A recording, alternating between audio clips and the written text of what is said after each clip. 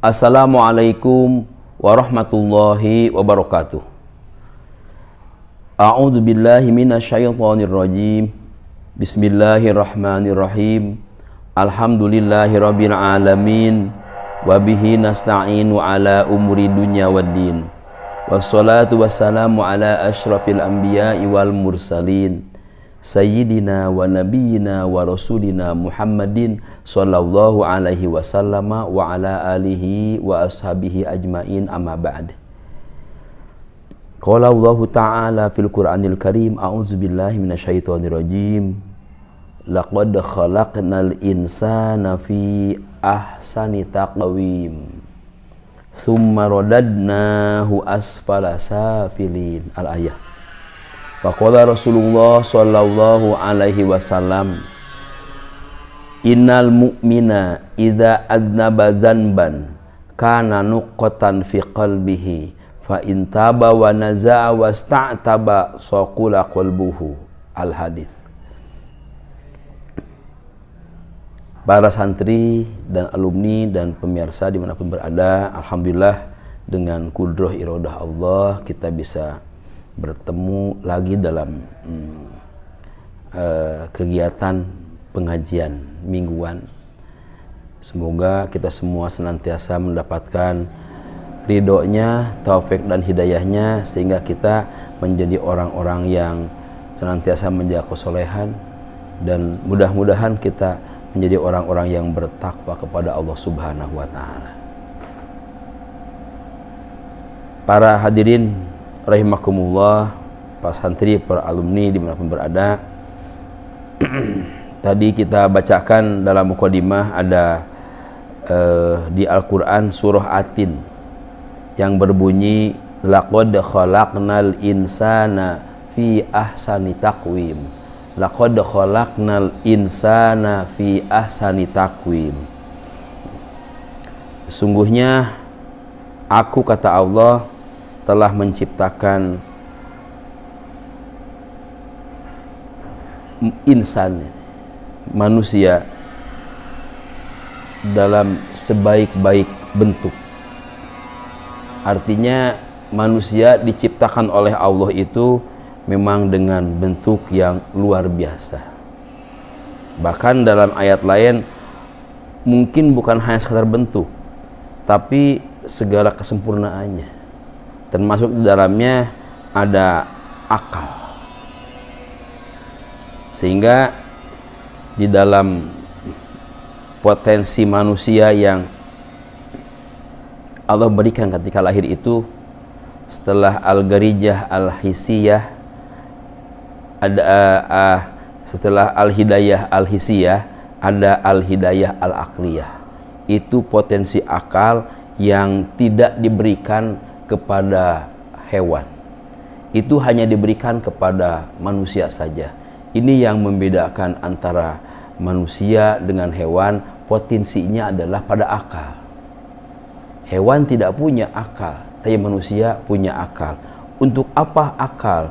Untuk memilih mana yang terbaik, mana yang menguntungkan, mana yang merugikan. Kalau orang berakal pasti milih yang terbaik, milih yang menyelamatkan. Apa yang menjadi ukuran kebaikan, ukuran kebahagiaan, mungkin itulah suatu harapan.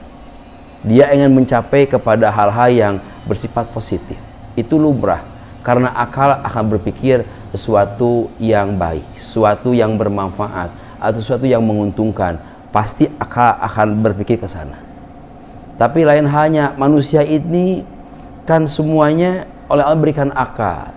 Tapi kenapa ada orang-orang, ada manusia-manusia justru yang tidak milih jalan yang terbaik atau jalan diridhoi oleh Allah? Kenapa? Nah, ini bukan tidak diberikan akal. Semua manusia merata punya akal, tapi ada yang bisa memanfaatkan potensi akalnya, ada yang tidak. Akal tetap punya. Jadi ada yang bisa memanfaatkan akalnya, ada yang tidak bisa memanfaatkan akalnya. Maka manusia sama manusianya, tapi yang memanfaatkan potensi akal ini yang beragam.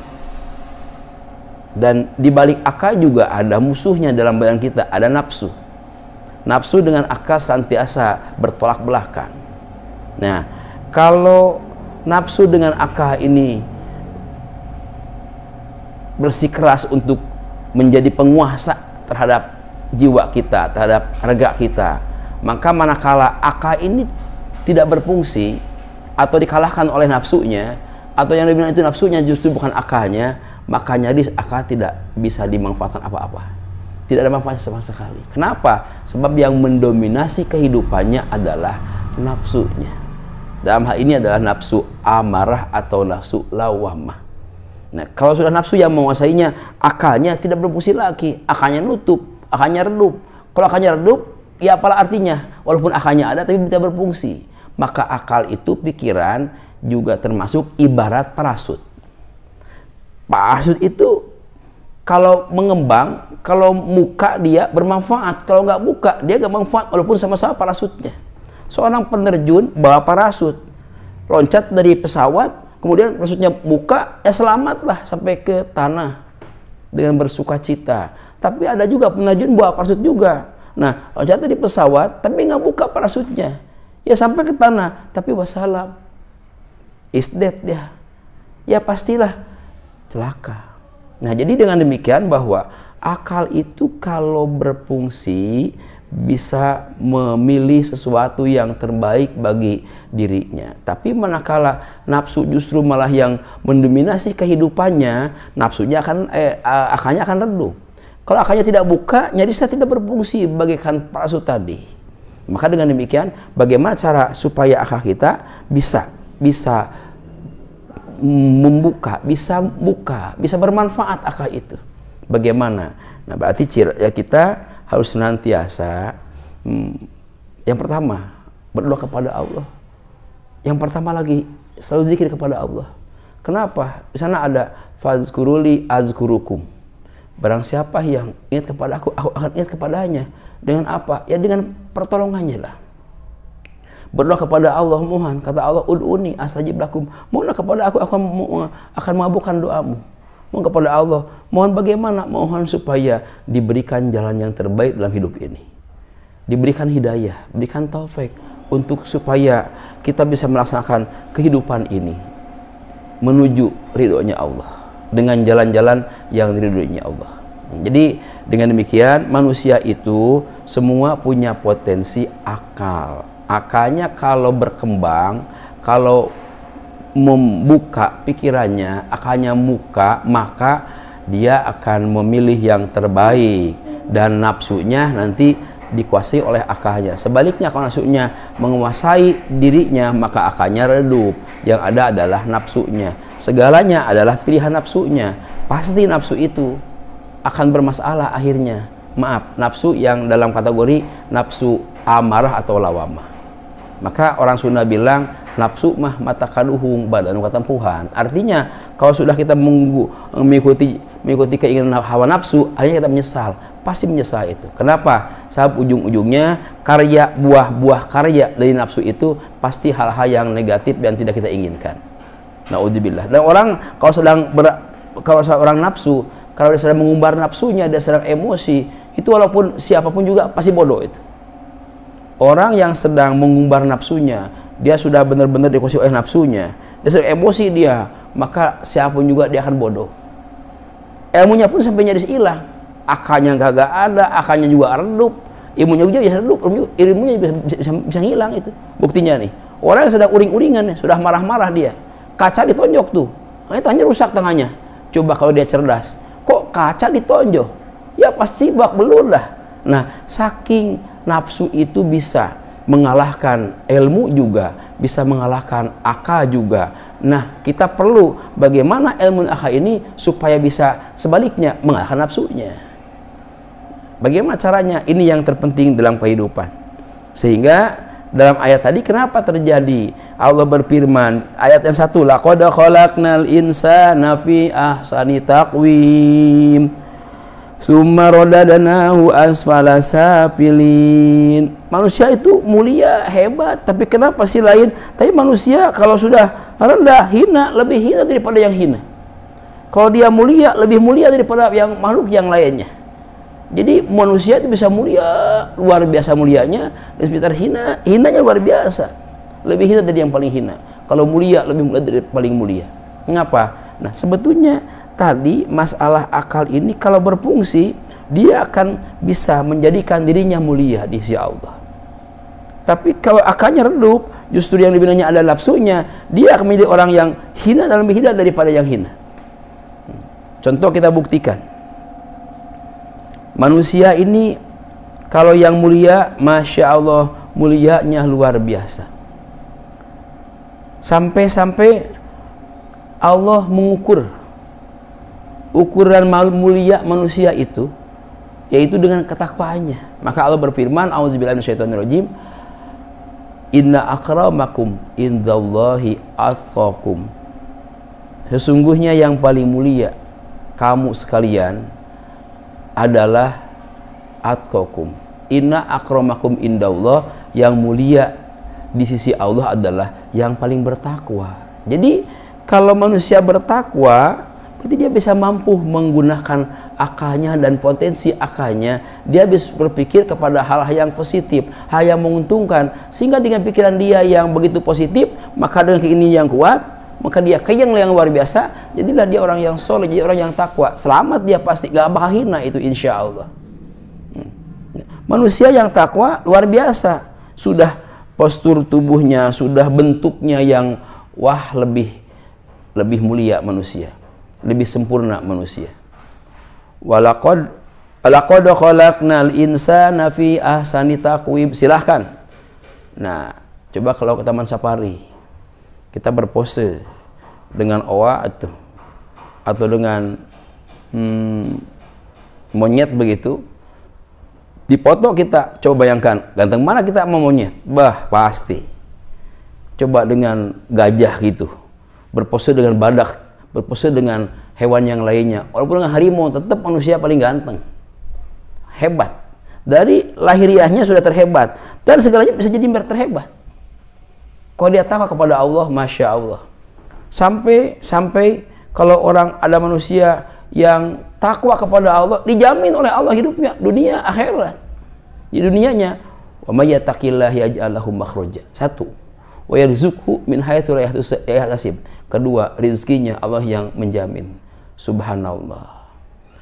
Dalam kehidupannya kata Allah, wa'lamu annallaha ma'al muttaqin. Ketahuilah bahwa Allah bersama orang-orang yang bertakwa. Yang bersama bukan zat Allahnya, tapi kasih sayangnya, rahmannya Allah, taufik hidayahnya Allah, ridhonya Allah, rizkinya Allah, perlindungannya Allah, bersama dengan orang yang bertakwa. Nah, jadi kalau dia bertakwa, tinggilah martabatnya, tinggilah harkatnya manusia. Kalau enggak nih, tsumma radadnahu asfala safilin. Tapi Allah membalikan, manusia bisa menjadi orang yang lebih hina daripada yang hina. Hinanya udah ketahuan. Contoh ringan, kalau ada bajing itu tupai. Bajing itu kalau nyuri kelapa, nyurinya satu butir itu 3 hari, kata ada yang neliti itu. Jadi satu butir kelapa 3 hari. Dan juga dia yang dimakan itu pasti hanya isinya. Nah, sabutnya enggak, tempurungnya enggak, malah itu semuanya dijatuhkan ke bawah. Mungkin kalau bahasa kita, lumayan lah buat yang punyanya. Dia bajing masih ada prik kebajingan, coba bayangkan. Nah, kalau manusia yang mencari kelapa, Masya Allah, bukan satu nih, di bawah semua tuh. Kata istilah Sunda, sama ngartah di bawah kabeh. Kalau perlu juga mulai dari yang tuanya, yang mudanya juga dogan di bawah juga semuanya. Kalau perlu juga jadinya dibawa lagi deh buat bikin kupat. Kalau perlu sekali tebang tuh pohonnya tuh. Nah, manusia kalau sudah tidak bertakwa, jadilah hina dengan perilakunya. Kenapa? Karena akal pikirannya redup, karena nafsunya yang dominan menguasai dalam langkah kehidupannya, dalam segala aktivitasnya. Hina dia. Bajing masih punya rasa, barangkali ya, peri kebajingan kalau manusia. Masya Allah. Kalau kambing nih mencuri, kambing nyolong singkong. Gak pernah ada kambing ceritanya bawa karung atau bawa wadah, bawa kol buntung bahkan. Dia kalau mau nyolong singkong, dia datang hanya bawa perut doang. Ya perut kosong aja karena dia lapar. Dia yang diambil hanya daunnya saja. dan juga sekenyang perutnya, udah perutnya penuh, udah dia balik dia. Udah balik dia, nggak bawa buat dibawa ke rumah, nggak bawa lagi apa-apa. Dia hanya makan di sana, udah kenyang, pulang dia, nggak bawa apa-apalah, hanya sepenuh perutnya. Itu kan kambing. Coba kalau manusia nyolong singkong, bawa carangka dia, bawa karung dia, bawa buntung dia. Diambil bukan hanya daunnya, diambil semuanya. Nih singkongnya diambil dia, batangnya diambil juga dia, daunnya diambil juga. Nih pucuknya diambil juga buat coy sambal, buat lalapan.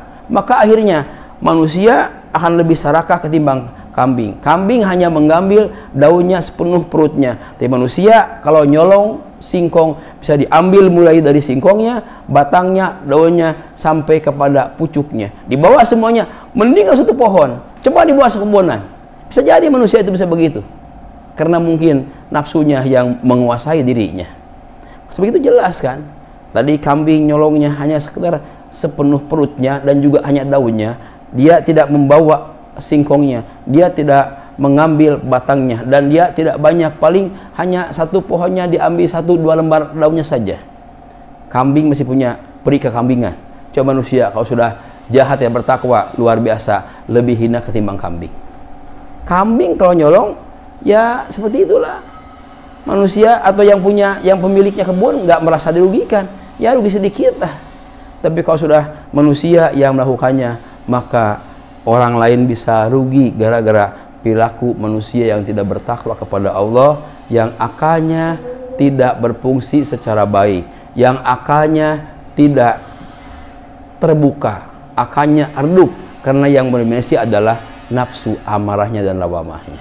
Maka dengan demikian, kepada santri sekalian, khususnya pada alumni juga, yang terpenting kita bagaimana supaya bisa meningkatkan nilai-nilai ketakwaan kepada Allah, supaya kita bisa mengendalikan nafsu kita dan bisa membangkitkan akal kita, pikiran kita, sehingga mampu memilih mana yang terbaik.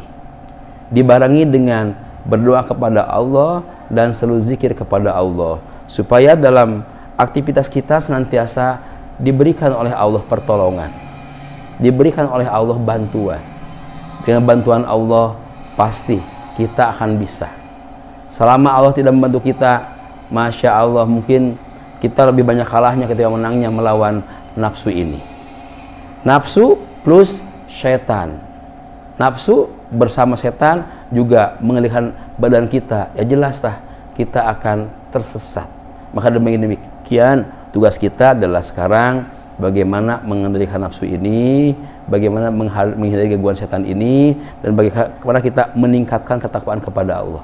Hanya diantaranya adalah kita senantiasa ingat kepada Allah, zikir kepada Allah, dan berdoa kepada Allah. Semoga kita dalam aktivitas sehari-hari kita senantiasa mendapatkan taufik dan hidayahnya Allah Subhanahu wa Ta'ala, sehingga langkah-langkah kita langkah-langkah yang penuh dengan ridho Allah, dan insya Allah akan membawa keberkahan dan keselamatan fid dini wa dunya wal akhirah.